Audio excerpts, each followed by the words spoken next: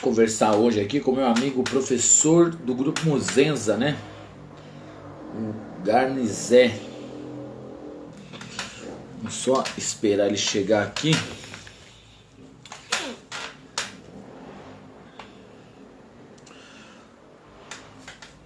Ele que é de Blumenau,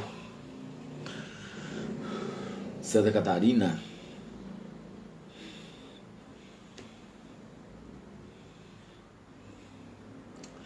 Já deve estar chegando por aí.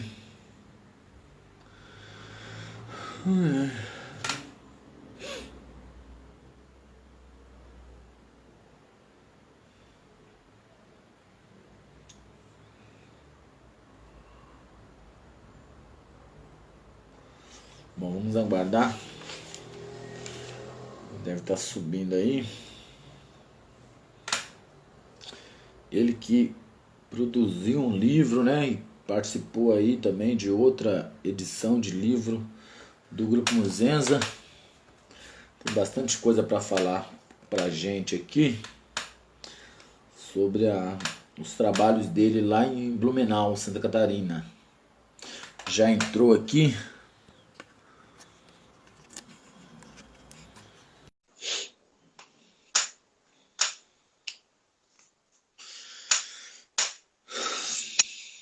Opa, agora sim. Agora vai estar valendo. Você abaixa um pouco o celular de novo, porque está cortando a sua testa. Isso. Beleza, meu mano. Então aí as pessoas vão chegando aí, vão acompanhando. Se tiver alguma pergunta aí, alguém que tiver alguma curiosidade aí, né? A gente vai conversando aqui. Então, eu vou conversar hoje aqui com meu amigo, né? Que já desde 2000, né, que eu conheço, já tem 20 anos aí, que inclusive temos uma foto juntos, nós bem vimos, que é autor de livro, professor de capoeira, professor de boxe, atleta de fisiculturismo, especialista na ciência do movimento. O que mais você faz aí, mano? É personal trainer, né? Bombril, mil e utilidades, né? Não é o professor do Bombril, mas É, minhas muito bom. utilidades. Vamos começar aqui com o professor, né? Na capoeira é conhecido como Garnizé, mas eu sempre, logo de início nas minhas entrevistas, eu pergunto sempre quem é a pessoa aí, né, que vai falar comigo. Então eu já pergunto quem é o Rogério Reis e Silva, né? De onde você é, como você vive e fale-me para nós aí. Uma boa tarde, meu amigo, e é um prazer estar falando com você. Boa tarde, é um prazer também estar falando contigo aí, que a gente já se conhece há mais de 20 anos, né? Sim, Como você falou, temos uma foto aí junto. Então, eu sou o Rogério Reis e Silva, sou o filho do Valmor Reis e Silva e Maria Reis e Silva, até meu pai hoje está hospitalizado, velhinho, né? E está com problemas de saúde. Enfim, eu sempre tive uma infância sempre com problemas de saúde, muito debilitado, muito magrinho, muito, né? Sempre tive dificuldades. Eu sofri bullying, como todo mundo fala, né? Antigamente, como a gente fala, mas isso só me fez crescer, não foi nada de ruim para mim, não. Só me fez eu querer algo diferente do que eu tinha no momento, né? Nunca fiquei me dando de coitado, eu fui atrás do que eu queria e do que eu achava melhor para mim. E aos 9 anos, o primeiro contato, né, falando da capoeira, hoje eu trabalho como sou personal trainer, fiz pós-graduação em ciência do movimento humano, me formei em educação física, fiz pós-graduação, entrei para o mestrado em antropologia em 2003 para 2004, para escrever a tese, seria o meu livro depois, né, que eu acabei abandonando o mestrado e concluindo minha tese do mestrado no livro, que acabou se transformando depois num projeto de pesquisa em 2003, se não me engano, 2002, como projeto que era para cultura, né? E aí, em 2000 eu ganhei o valor, que era de uma pesquisa, na verdade, e eu transformei ele em livro. E a prefeitura, né, o governo, na época, bancou, e eu entrei e publiquei o livro nisso, né? Então eu sempre fui, desde os 17 anos, eu sempre fui envolvido com a arte marcial, né? Com capoeira. Meu pai sempre incentivou também a fazer boxe. Eu gostava muito do boxe, meu pai, quando era novinho, mas ele comprou luva para mim e para meu irmão e a gente acabou tendo uma diferença de 2 anos, acabou se machucando e a minha mãe já não queria mais. E eu também não sabia nada, ele só era um amante, né, da nova arte, né? E depois passei na minha fase de adolescente ali, quando era criança, muito minguado, magrinho e tal, então não conseguia me encaixar em nenhuma arte marcial, né? E aí, com 16 anos, eu tive primeiro contato com a capoeira e eu me encantei com ela, né? Então, E foi daí peraí. Pera lá. Então, desde criança, seu pai já incentivava você a praticar alguma modalidade esportiva, desde criança. Isso. Desde que incentivava, não, assim, ele gostava do boxe, então comprou umas luvas, a gente foi lutar tal. E nunca foi de incentivar, né? A gente jogava futebol, fazia tudo, mas nunca foi de incentivar, não, vamos lá, vamos junto. Porque o incentivar, hoje que eu tenho filho, sabe, né? É tratar junto, é sonhar junto. O social de hoje a gente vê alguns atletas que são campeões mundiais, porque os pais sonharam junto com os filhos, não só incentivaram, eles sonharam junto, né? Sim, verdade. A maioria dos campeões mundiais que fizeram nome na história foram os pais que foram fundamentais nesse processo de ensino, de sonho, né? Que talvez eles teriam com eles e não conseguiram passar para os filhos e os filhos acabaram sendo. Né? Então, mas o meu pai sempre gostava de futebol, isso e tal, e a gente foi fazendo. E aí, uma fase que ele comprou a luva, a gente se machucou e tal, e aí ele já... O primeiro contato com a capoeira, que eu até escrevi no livro, quando eu tinha 9 anos. 9 anos eu tive o primeiro contato com a capoeira, né? E foi uma passagem que eu tenho no livro que eu conto isso.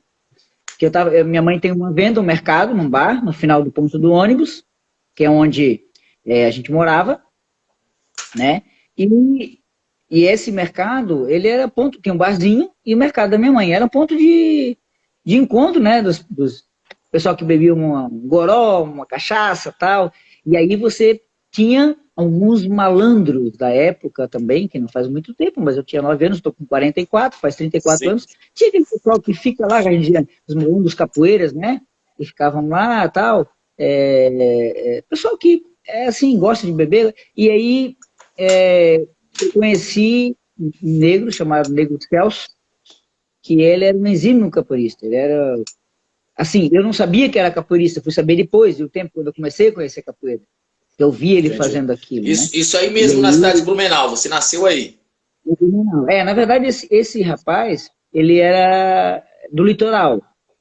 Ele era do litoral. Então, ele acabou de morar onde eu estava morando, que chamava-se o Negro Celso. O pessoal tinha muito medo dele. Ele batia em polícia. Ele era um negro muito forte e não tinha medo, e ele ia para dentro dos policiais. É mesmo? Tinha que chamar 2 carros de polícia. Tanto que eu escrevi no meu livro, né? Que ele se escondia no mato, tipo meio que besouro, sabe? Meio que besouro. E a gente tinha muito medo dele, porque ele era um cara muito sanguinário, assim. Ele chutava o jeito no chão, ele, sabe? Ele fazia o que tinha que ser feito. Ele não tinha essa conduta, né? Esportiva. Ele era né? E aí, na época que a gente estava aqui, eu estava na frente do mercado da minha mãe, eu nunca me esqueço, era um sábado à tarde, se não me engano, 6 horas da tarde, estava na frente do mercado da minha mãe, já estava fechado, e meu irmão estava trabalhando no bar, e desceu um rapaz, que estava bêbado, um senhor, e o Negro Celso atrás. O Negro Celso atrás dele, alcançou, começou a chutar, batendo nele, nisso tinha um outro, também que era da cidade de Itajaí, perto de Blumenau, que era o pescador, o peixeiro, assim, a gente chama, né? As pessoas que são mais... acabou tendo um atrito também com esse Negro Celso, e eles começaram a lutar os dois. Começaram a lutar os dois. Tanto que eu narrei isso no meu livro, tem uma passagem que fala do Ingo Macunf e o Negro Celso, até no final, que foi o primeiro contato que eu tive, eu narrei isso no meu livro, e até então eu não sabia que era capoeira, que não era, né? Isso começou a atacar o Ingo Macunf, e eles jogavam capoeira com um canivete. Eles se cortaram.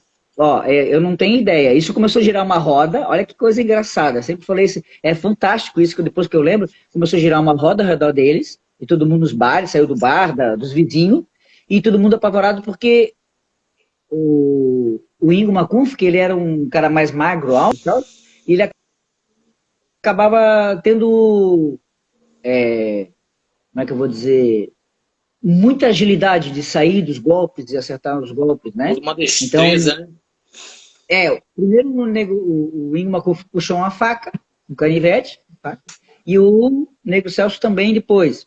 Só que com a navalha, com a faca, o Ingo Macunf, apesar de ele ser mais magro, ele conseguia girar mais, ele conseguia... Eles não se furavam, mas eles se cortaram todos.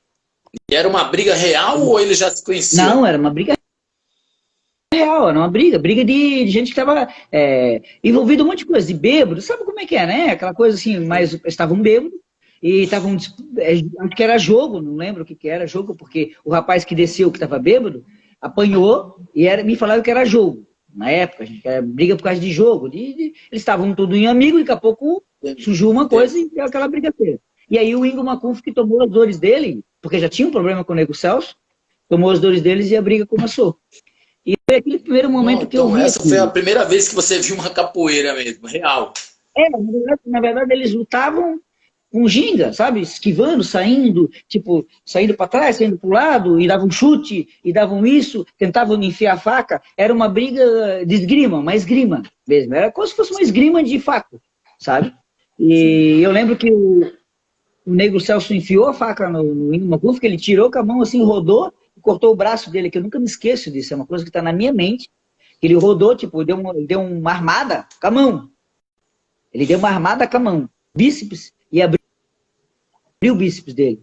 Abriu o bíceps do Negro Celso. E o Negro Celso estava tomando prejuízo com a faca. Ele estava tomando prejuízo com a faca, porque era muito... né? E aí, depois, pesquisando a capoeira, eu fui ver que isso ali também era capoeiragem. Porque o Negro Celso entendia da capoeira e o Ingo Macunf que também entendia da capoeira. Também os dois aprenderam capoeira. Eu fiquei sabendo depois de um tempo, né, quando eu comecei a treinar capoeira, da história, que os dois tinham noção de capoeira, né? Então eles usavam essas grimas, né? E aí foi o primeiro contato. Depois aí quando teve uma apresentação em Blumenau, em 1990 para 91, quando aí já estava o Mestre Tigre aqui, 92, estava um pessoal. Aí começou a vir o pessoal da Bahia, e aí eu conheci mais a capoeira e falei, eu quero fazer igual esses caras. Sim. Mas eu era muito magrinho, muito pequeno, meu apelido era Garnizé, porque quando eu era pequeno, eu apanhava muito, de todo mundo. Eu tinha muito pequeno, apanhava muito, eu apanhava dos moleques, e aí um dia um moleque me falou assim, eu nunca me esqueço também, o Loca, falava assim, por que tu bate em mim? Eu falei pra ele, porque tu é magrelo, porque tu é cambacica, me chamava de cambacica, de garnizé, de magrelo, tal. E eu falei, só por isso, por isso. E aí cada vez que batia o sinal eu tinha que sair correndo da sala. Eu te bato porque é fácil te bater, então, basicamente isso. Mas ele batia, era coisa de criança, né? Como naquela época não dava a gente falar com o pai e com a mãe, né? Os pais tinham coisa, né? Cada um sobrevivia do que podia, né? Eu corria. Sim. E aí, foi com o tempo, eu encontrei, o meu primo começou a fazer karatê também, e ele me chamou para fazer karatê, só que eu falei que eu era muito inseguro, não queria fazer, e falei para ele, não gosto de karatê, não sei o quê, mas é que na verdade eu tinha insegurança para ele, eu adorava karatê, eu queria o karatê, quando o Van Damme apareceu, eu queria ser o Van Damme, né? O Karate Kid, depois o Van Damme, o kickbox, então eu queria ser, mas só que a gente fica com medo de entrar numa coisa nova, né, nisso, e aí o professor dele me falou assim, deixa ele, o karatê para homem. Aquilo ali também eu disse para ele, esse cara vai ficar orgulhoso e vai saber que eu vou dar a volta por cima, vou mostrar para ele, né? Foi ruim, mas foi bom. Foi bom, porque aquilo me bateu bastante, me machucou bastante. Para mim, que eu ia... Ele num dia... E não levou 10 anos. Ele veio me falar que ficou feliz pra caramba. E aí eu falei pra ele, tu não lembra? Mas quando tu falou aquilo, tu me instigou a ser o que eu sou. Não, desculpa. Não sei o que. Eu falei, não tem desculpa. Porque isso só me ajudou. E quando foi que você chegou pela primeira vez numa academia assim, falar, agora eu vou treinar mesmo? Como que foi? Aí foi assim. Eu treinava musculação porque eu era muito magrelo, né? Com 16 anos eu comecei a treinar musculação. Eu tinha 50 quilos. Eu tinha uma namorada que tinha 55 e eu tinha 50 quilos. Então eu era muito magrelo. E aí eu queria ganhar um pouquinho mais de massa muscular. E aí quando eu vi 16, eu não lembro, 16 para 17 anos mais ou menos, quando eu vi uma apresentação dos caras, dos negão, todo forte, rasgado, eu falei, porra, eu quero fazer isso aí, eu quero ficar igual. Se a capoeira deixa o cara assim, a primeira ideia que vê é que eu ia fazer Sim, capoeira e ia ficar musculoso e grande que nem os caras, né? A ideia primeira que é sim. aquela coisa, pô, os caras ágil, parece o Bruce Lee, sobe na parede, o mestre aqui, você subia na parede, fazia o diabo, chutava, batia em 3-4, pulava por cima botava aqueles negócios no chão, aqueles caras da Bahia pulavam por cima do negócio, falei, pô, eu quero fazer isso aí, eu quero fazer isso aí, eu quero dar um mortal, eu quero fazer essas coisas. E, e aí foi aí que eu fui na apresentação e vi, eu quero fazer aquilo, eu comecei a fazer musculação e junto eu fazia musculação e fazia capoeira, né?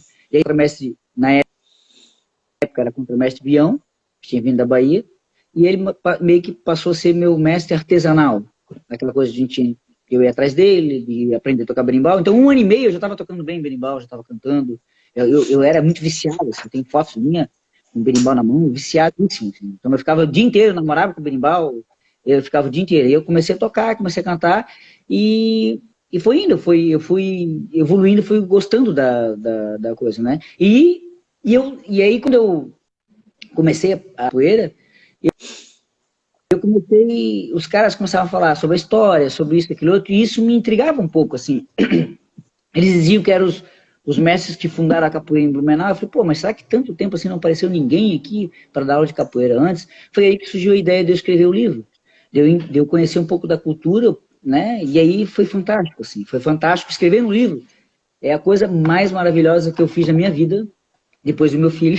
Escrever um livro, plantar uma árvore e ter um filho, né? Mas foi a coisa que mais eu aprendi. Exatamente, essa é a próxima pergunta aqui, né? O seu envolvimento com a capoeira e o seu livro, né? Nos fale sobre o seu livro. O que deu em você e falou, eu vou produzir um livro. Como que você começou todo o processo de escrever o livro? Você já deu aí uma deixa aí de que o início da capoeira aí na cidade, né? Então, mas fale para nós sobre o seu livro, como começou e como você fez, por onde foi lançado. Fale para nós sobre o seu livro. Qual é mesmo o título do livro? É Capoeira em Terra de Alemão. Então, nos fale sobre o livro Capoeira em Terra de Alemão. Olha. Nesse livro, foi isso que eu falei para ti, né? Quando eu entrei em capoeira, eu era muito viciado, então eu queria saber tudo sobre a história. E eu comecei em 1996, eu já estava uma graduação, já quarta, quinta graduação, se eu não me engano, do grupo. Na verdade, em 1995, nós entramos para a Muzenza, eu já estava uma graduação no outro grupo, né? E eu já ia começar a dar aula de instrutor, e aí eu passei para a Muzenza, e como naquela época, né?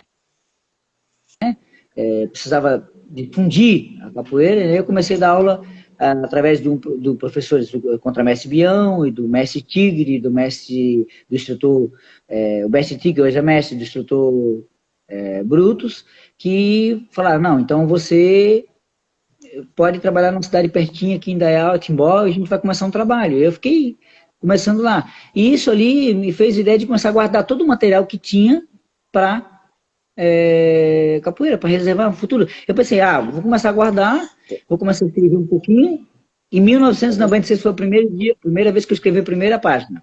Você já tinha essa visão aí, falar, isso vai dar um livro aí. Eu não sabia que era um livro, né? Mas eu já tinha vontade de escrever alguma coisa, de saber sobre a história, sobre isso, sobre realmente o que era, o que não era, né? Então foi em 1996 que eu comecei a ler livros. Eu comecei a ler livros e aí comecei a ter as relações com os meus alunos, né? Gerações de alunos, né? Que aí com 1996 é uma geração assim de cada 4, 5 anos, é uma geração que a gente chama da capoeira, porque são alunos que já começam a tocar, a cantar, já começam a produzir, né? Hoje já não tanto, mas quarta graduação, antigamente, você sabe, quarta graduação tinha que fazer tudo, né? Já estar preparado para ser né, um capoeirista já de frente para poder comandar uma roda, cantar, jogar, fazer tudo sozinho, né? E aí eu comecei a escrever, comecei a pincelar. E aí veio essa ideia de para os livros, né? Comecei a comprar livro. Então, no final, eu li 48 livros sobre escravidão E de capoeira foram 20 e poucos, 30 e poucos livros sobre capoeira. Aí periódicos. Aí eu comecei a descobrir as coisas e eu comecei a ficar nos arquivos históricos de Blumenau, de Itajaí, de Florianópolis. Eu fui para os arquivos históricos e queria pesquisar. Só que isso também envolve dinheiro, né? Porque você tinha que parar de trabalhar. Eu tinha que parar de trabalhar. Então eu descobri um monte de coisa. Em Desterro, por exemplo, aqui em Florianópolis, aqui, já existia o capoeira em 1700 e pouco, antes do Rio de Janeiro. Eu não posso provar nada ainda, mas eu vi cartas como é que eu vou dizer? Cartas do chefe da província, mandando para o Rio, para a corte imperial, dizendo que havia muito... como é que eu vou dizer? Havia muito atritos de escravos em quilombos, porque as fontes que eram mandados os capoeiras, os malandros, os vagabundos, né, na época, os malandros capoeiras da época, era Fernando de Noronha, Ilha de Desterro, que é Floripa, era uma ilha, para eles não fugirem, né? E no Rio de Janeiro também tem umas regiões que era onde surgiu mesmo, né, a capoeira, né? E aí depois eu comecei a conhecer o Carlos Eugênio Líbano Soares, que começou a falar sobre a capoeira, e aí, mudou toda a minha cabeça em relação a isso, mudou muita coisa, porque eu comecei a perceber que o livro, que a capoeira é muito romantizada, sabe? Ela é muito romantizada. A gente escuta que meu mestre falou que a capoeira veio de Angola, ou veio disso, e a gente repassa isso sem saber procurar. E eu tinha muita curiosidade disso. Tanto que em Blumenau eu achei capoeira em 1980. Tinha um cara que dava aula aqui 10 anos antes de eu ter começado a dar aula. E ele ficou 8 anos dando aula. Sabe como é que eu fui descobrir? Eu estava numa academia e eu falando sobre a capoeira, o cara falou assim, eu conheço um cara que foi mestre de capoeira aqui. Foi aqui, não teve ninguém mestre de capoeira. Não teve. O Jorge, que era capoeira e tal. O Jorge é capoeira, pô, ele era da Marinha. Eu falei, não, pode. E aí eu procurei o Jorge, consegui entrevista com ele, e ele começou a dar aula em 1980, em Blumenau. Ele tem foto no Teatro Carlos Gomes, com o João Grande e João Pequeno jogando. Olha só. Acho que até porque, na antiga, né, acho que antigamente, o cara era chamado de mestre de capoeira sem toda essa formalidade, né, e tempo que tem hoje, né?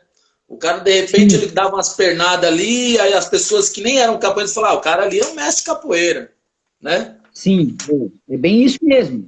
É bem isso mesmo. Então, assim, aí eu comecei a me envolver também com a religiosidade, comecei a procurar tudo, Foi muita coisa, assim. Tanto que eu procurei o mestrado, procurei para entender um pouquinho mais o movimento em si, né? Nesse momento, você já estava cursando a faculdade de Educação Física, já? Eu comecei em 97 para 98. 98, se não me engano, 97 para 98. Porque aí eu já estava 2 anos na Museus, eu vi que ali que eu tinha que fazer alguma coisa que eu pudesse ficar na capoeira. Então eu fiz Educação Física, não foi porque eu queria ser professor de Educação Física, não. Eu fiz a Educação Física por causa da capoeira. Porque eu sabia que se eu tivesse Educação Física, eu conseguiria trabalhar com a capoeira sem precisar abandonar a capoeira, para trabalhar em outra coisa. Sim. Entendeu? Meu pai era barbeiro, ainda é barbeiro, e um salão de barbeiro, e passava de pai para filho isso. E ele me ensinou a cortar cabelo com 15 anos, 14 anos, eu corto cabelo tudo tal, era barbeiro. O bisavô do meu avô era barbeiro. O avô do meu avô era barbeiro. E o bisavô do meu avô era barbeiro e tinha escravo. Aqui em uma cidade chamada Gaspar, Olho Grande, ele tinha escravo. Ele era, tá no meu livro também, ele era fazendeiro e tinha 50 escravos, a média de 50 escravos, que era o mesmo tanto que o primeiro prefeito de Blumenau, Henrique Flores Filho, teve de escravo. Os dois eram senhores de fazenda com mais escravo e mais poder aquisitivo. Entendi. E aí, ele contando a história sobre isso aí, e aí isso me deixou mais ainda doido para procurar pesquisar sobre a região, né? Sobre tudo. E aí eu comecei a procurar sobre a cidade. Aí eu descobri esse rapaz que dava aula aqui, esse mestre, que até aqui está no meu livro, eu vou mostrar aqui, ó. E aí eu descobri que aqui em Blumenau também tinha organização de Miss Mulata, você vai ver ali, ó. Olha só. E ali, ó, concurso de Miss Mulata em Blumenau. Tinha, aqui aparece 1972, aqui, ó, aparece no Teatro Carlos Gomes, ó, o mestre acordeon, se eu não me engano, é mestre acordeon de barba ali, Era o Grupo Alô do Maré, começou capoeira no Birimbau, isso em Blumenau. Em 1972, eles vieram fazer passagem, né? E aí eu descobri nos jornais, eu comecei a pesquisar nos jornais de Blumenau e eu contei a história da capoeira de Blumenau e do estado de Santa Catarina, entre aspas, tudo por jornais. Para ninguém dizer, ah, não, isso é mentira, não foi. Não, o que estava no jornal, o que estava em revista, eu Sim. tratei a história dele. Né? Tinha data Joinville, e tudo, né? 1974, em Joinville, saiu no jornal. Olha só. É. Tem o Mestre Pop aqui em 1977, que todo mundo conhece, o Mestre Pop, está no meu livro, da história dele, na monografia de pós dele. É, e aí foi, esse aqui foi o primeiro cara que deu aula em Blumenau. O mestre que deu aula em Blumenau. Olha, qual o nome dele? Mestre Todd era o nome dele, Mestre Todd. E ele tem uma foto aqui, que tá o mestre João, tá os alunos dele e o mestre João Grande, só que não pegou o mestre João Grande, aqui no Teatro Carlos Gomes, ó. Essa Olha foto aqui, ó. O mestre João Grande estava nessa roda, só que não pega ele, e estava tocando berimbau. Que provavelmente o mestre Todd não desenvolvia muito o berimbau, e aí o mestre João Grande assumiu a apresentação e começou a tocar para ele, jogar e tal. Ele era da Marinha, e ele ficou até 1888, ficou 8 anos trabalhando. Depois ele desistiu. Ele desistiu com a capoeira, ele parou. E aí 2 anos depois vieram o pessoal da Bahia. Só que para eles não existia nada, porque ninguém pesquisou nada. Né? E aí eu comecei a pesquisar e fui indo. E aí eu fui procurando um monte de coisa, um monte de gente. Provavelmente deve... Oi? Pode falar.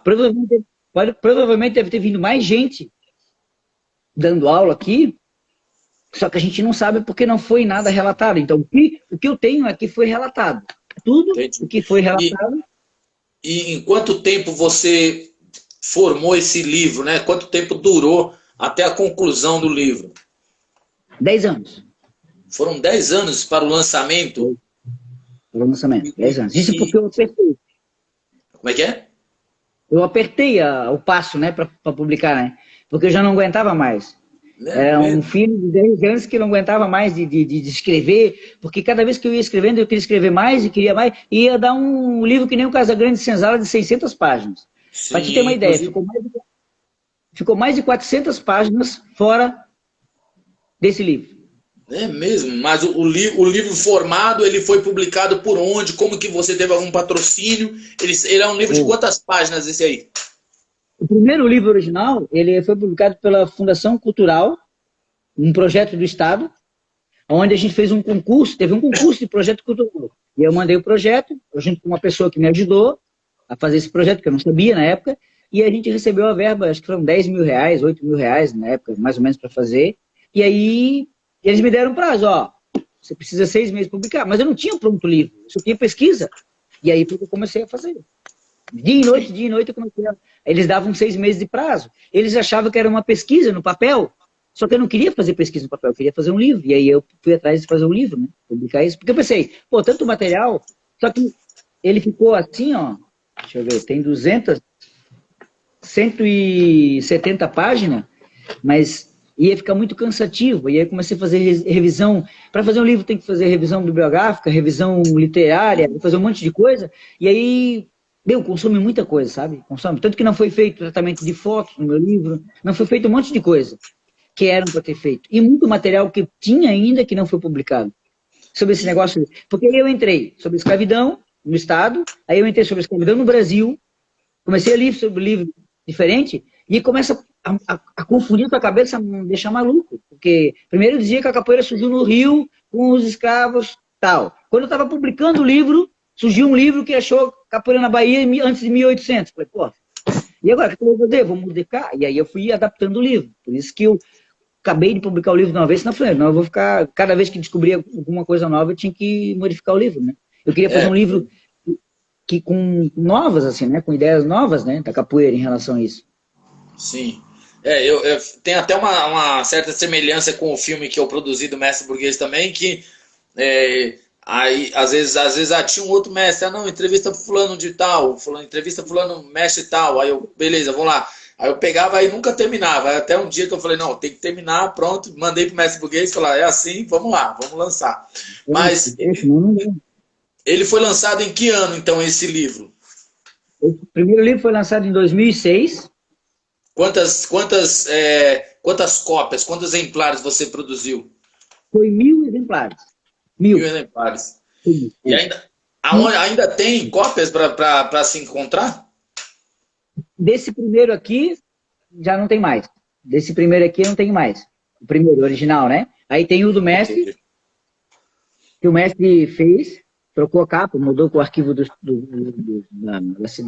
ele fez um relançamento, né? do seu livro ali? Ele relançou, em 2016, 10 anos depois, ele relançou. Já não tinha mais cópia desse. Eu, na verdade, eu fiquei sem. A minha mãe que guardou, senão eu tava a ficar sem. Porque foi distribuído em Blumenau e região, foi distribuído, né? Em Blumenau e região, e depois ficou pendente, assim, e aí as pessoas vinham comprar, alguns compravam. Duas coisas legais que foi, né, de fazer o livro. Primeira coisa bacana é que tu aprende muito, tu muda a tua concepção, é mais do que uma faculdade. Escrever um livro é mais do que uma faculdade. Porque se você for histórica, você vai pesquisar muito. O ruim é que as pessoas não leem, né? É difícil, as pessoas não leem. O povo brasileiro, ele acaba não lendo. É muito triste isso, nesse sentido de que as pessoas que estavam ao meu redor não leram o livro. Eu fico sentindo, assim, às vezes, fico assim, poxa, se o Gambit escrevesse uma coisa, que tivesse um livro, uma coisa, ou uma produção que a gente foi fazer, eu fui lá ver. É uma coisa que, né, só que, infelizmente, não é culpa de nós, é culpa do que a gente tem imposto, né, da leitura da gente, né? A gente lê pouco, lê muito pouco, né? Eu procuro ler sempre um assunto, mas além do seu livro e do relançamento aí pelo Mestre Burguês, você também tem uma participação em outro livro, em outro material do Mestre Burguês? Um artigo seu? Tem outro livro que do livro do Mestre Burguês, do texto de livros, que eu vou fazer um outro livro, que eu tenho ideia de fazer. Eu não fiz outro livro porque eu preciso de dinheiro, preciso de tempo para escrever, né? Eu já fiz dele, a minha monografia de pós, que é um programa de treinamento para flexibilidade do tronco na modalidade capoeira. Isso está no livro do Mestre Burguês, é um livro de texto vermelho, onde ensina um programa de treinamento e uma avaliação de flexibilidade da coluna. Porque eu nunca tive flexibilidade. Então eu queria melhorar a flexibilidade. E meus alunos sempre tiveram flexibilidade. E eu incentivava eles a fazer movimentos de coluna, tal, todo. Falei, pô, mas por que eles conseguem? Eu era uma rocha, né? Uma geladeira. Eu era uma geladeira, duro. Aí você, pô, vou começar a fazer alguma coisa para isso. E eu comecei a pegar um pouco da ginástica olímpica, da ginástica artística, tal, e fiz um programa de treinamento e comecei a avaliar durante 3 meses. Em 3 meses, todos os alunos que fizeram ponte. Voltaram e fizeram a ponte. A base era a ponte, né?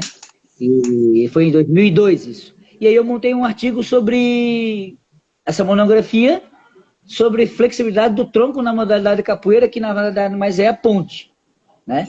Sim. Só que por isso que no mestrado eu abandonei o mestrado, porque eu tinha que saber inglês e francês, no mestrado de antropologia, eu era 0 para inglês e francês, não passei na prova, fiquei estudando 1 ano e não passei na prova, e também por motivo de eles ter muito técnico, assim, fica uma leitura chata de tu ler. Tu tem que transformar a tua monografia numa leitura gostosa, né? O livro, porque senão ninguém vai ler. Já não lê, tem que ser uma coisa gostosa de tu ler, né? Tu entrar dentro da história e falar, pô, caramba, o cara dava facada, tirou com isso, tirou aquilo, entendeu?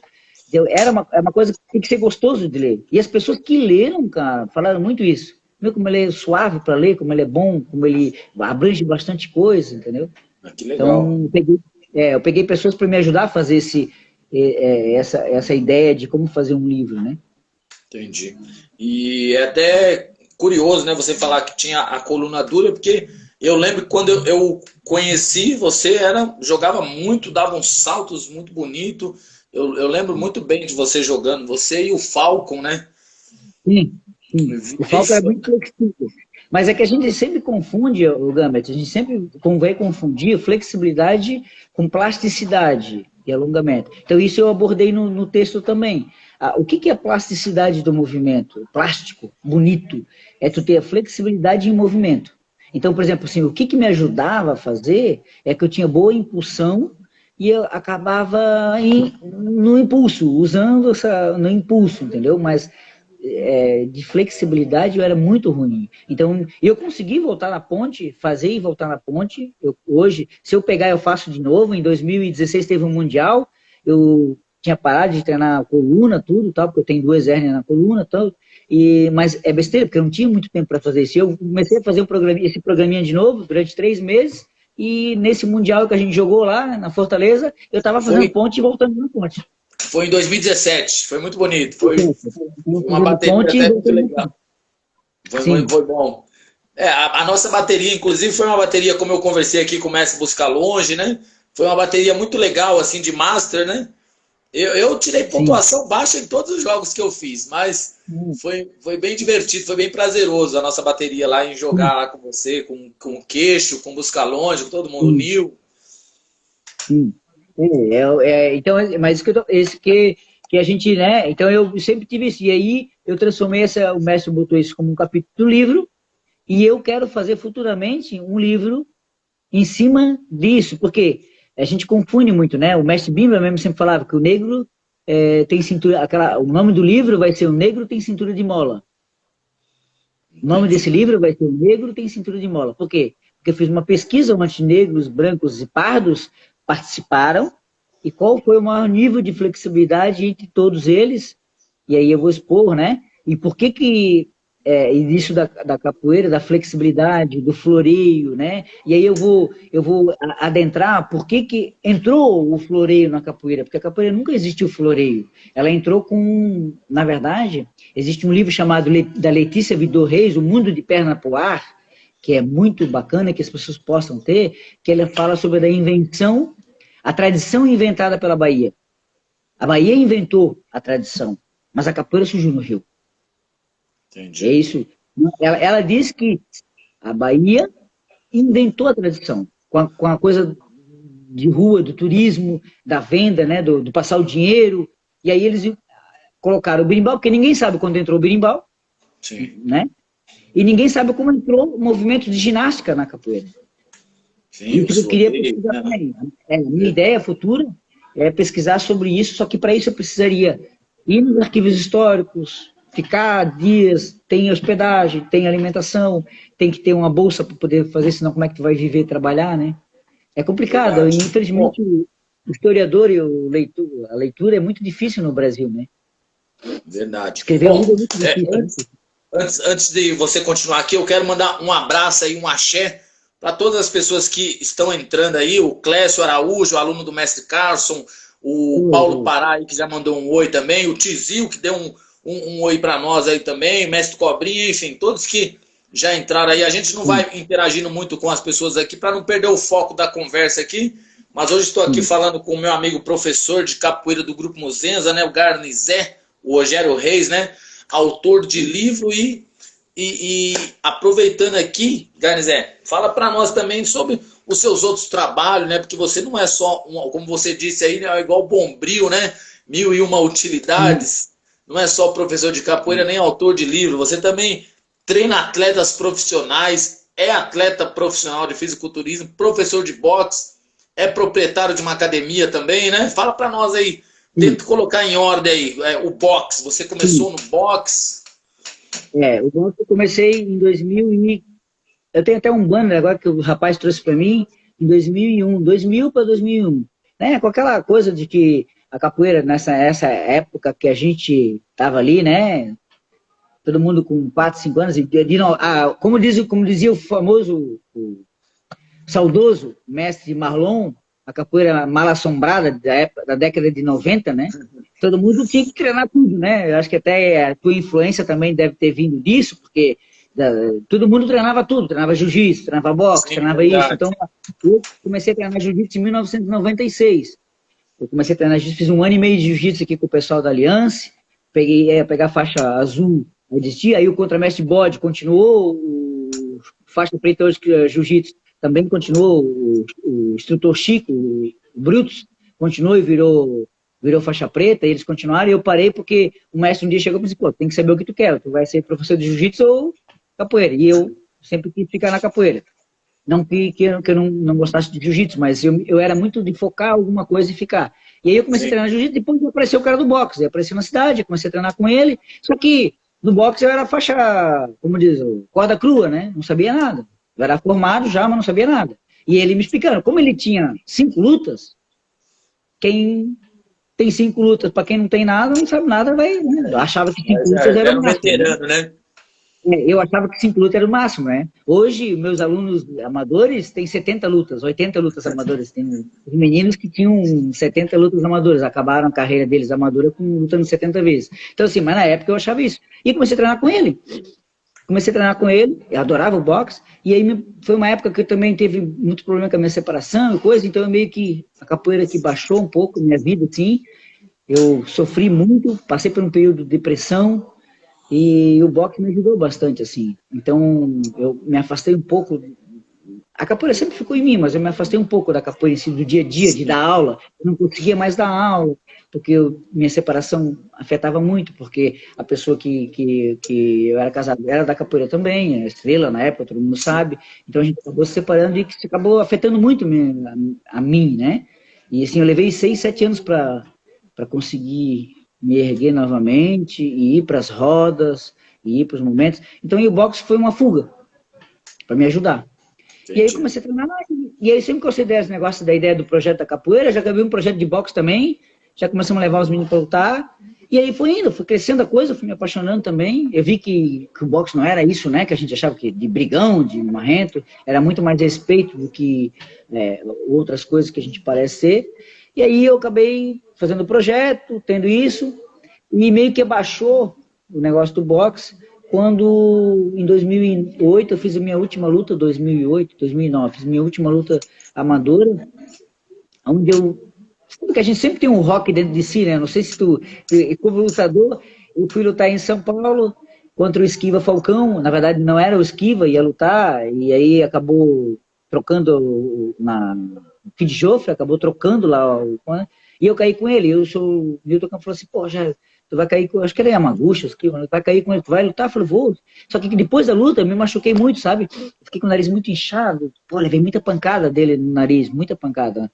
E quando eu fui pro hotel, cheguei, olhei pro espelho, assim, eu tava com o rosto inchado demais, deformado, né? Eu disse, não dá mais pra mim. Porque ele tinha 17 anos e eu 34. Era uma diferença grande. E ele começou a tomar boxe com 7 anos, 6 anos, o pai dele é Esquiva Falcão, o pai dele era o Toro Moreno, todo mundo conhece. Então, assim, e não é só por ele, assim, mas por tudo, né? E aí eu pensei, pô, não dá mais pra mim. É uma coisa que eu vou treinar, eu gosto do boxe e tal, eu vou treinar. E aí eu parei de treinar e comecei a treinar os atletas. Em 2009 o Adriano foi o primeiro campeão brasileiro da história de Santa Catarina, que veio a falecer em 2011, esse menino. E aí eu comecei a despontar pro boxe, assim, como treinador. E em 2010 ele foi bicampeão brasileiro de boxe, e em 2011 ele faleceu. E quando ele faleceu, abriu uma lacuna muito grande na minha vida, porque ele era um menino que era muito apegado a mim desde os 6 anos da capoeira. Ele começou capoeira comigo, passou pro boxe, e nós era pai e filho, sabe? Então, assim, de 2011, quando ele morreu, a 2013, eu nem subi mais nunca num ringue mais. Fiquei 2 anos sem subir num ringue. Aí outro menino que acabou vindo morrer logo em 2016, também o Alessandro, assumiu, 3 anos depois ele veio morrer também, assumiu e falou assim, professor, a gente não pode deixar morrer projeto, nossa história, não podemos deixar morrer. Eu vou dar aula e o professor... E aí ele começou a ir com os meninos para os eventos, a levar os meninos. E depois eu comecei a ir. Aí eu comecei a tirar aquela coisa do Adriano no ringue, né? E ele morreu com um acidente de moto. E o Alessandro acabou morrendo porque ficou em coma. Foi um problema também de um aluno, de irresponsabilidade de pessoas que estavam cuidando da carreira dele como profissional, né? E não fizeram os exames no cérebro dele, não fizeram os exames, e ele acabou perdeu metade do cérebro, ficou comado, e aí desandou mais, aí eu acabei encerrando o projeto. Aí veio o Lucas depois, vice-campeão brasileiro também, só que sozinho, treinou sozinho, foi sozinho, E aí eu pensei, não, se é para ele ir sozinho e não ter dinheiro, não ter condições, e tem toda essa carga de peso, assim, eu deixei para trás e falei, se for para mim retomar, que sejam com meus filhos, porque eles não vão sair de perto de mim, né? Porque eu formava muito atleta, eles acabavam abandonando isso, porque tem que trabalhar, tem que ser isso. Eu pegava de pequeno, botava o cara com 70 luta, e aí quando passa profissional, quem é que vai passar profissional? Quem é que vai bancar ele no profissional? O É boxe é verdade. complicado, né? A minha, Senão tu minha, fica minha, acabando sendo... a minha prima tá falando aqui que depressão é uma coisa séria, né? Que bom que você está bem já. Essa é a Fernanda, minha prima, tá aí dando os parabéns aí para você. Obrigado, obrigado. Mas então É, você é treinador de boxe, é atleta fisiculturista também, né?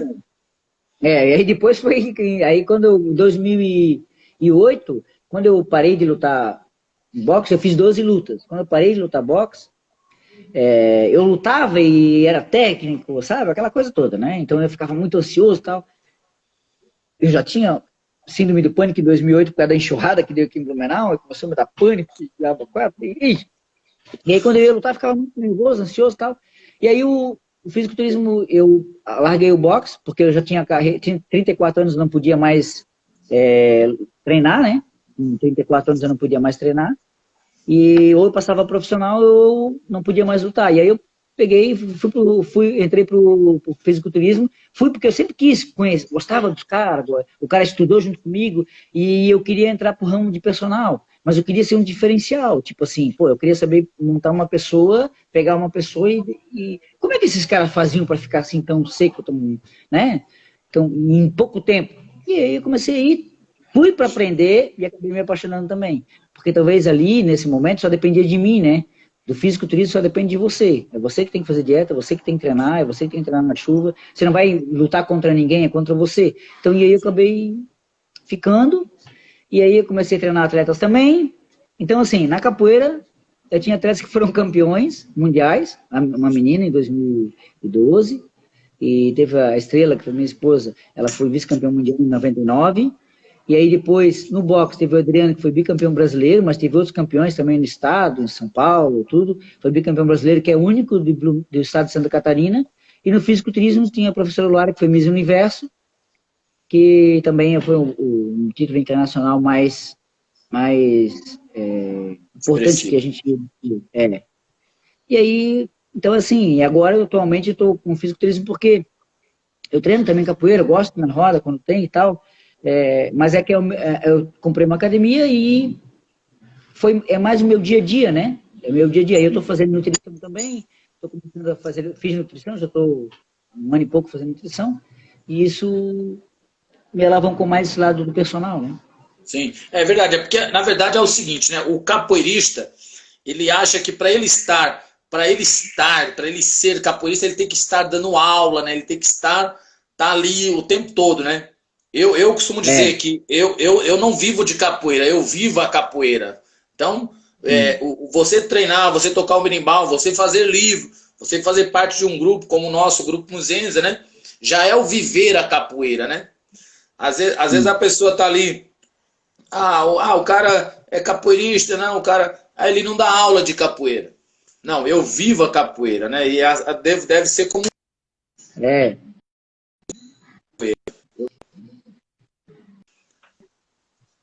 sim. É bem isso. É bem Né? isso mesmo. É bem isso mesmo. Então você não está dando aula, mas a capoeira não sai de você, né? Inclusive você está sempre ativo aí, desde a da rede social aí com a gente lá no nosso grupo de WhatsApp de professores, né?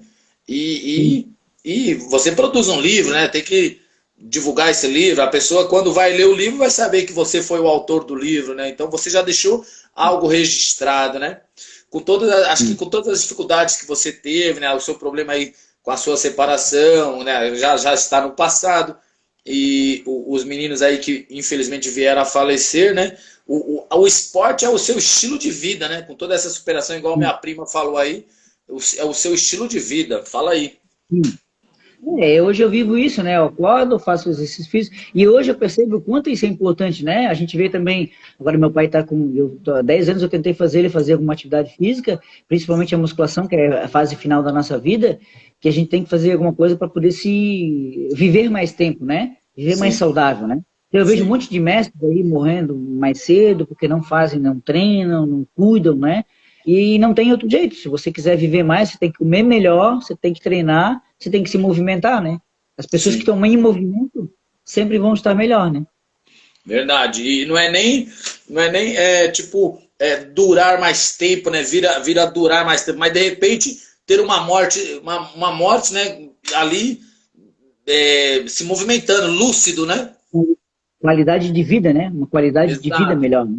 Não Porque manter-se a, dependendo do... a morte é a única coisa que a gente não vai ter como escapar, né? Mas pelo menos Sim, eu chegar ali nos 80, 90 anos ainda lúcido e se movimentando por conta própria, né? é isso aí. É isso aí, é verdade. É Essa é a verdade. ideia, Eu tinha... Hum?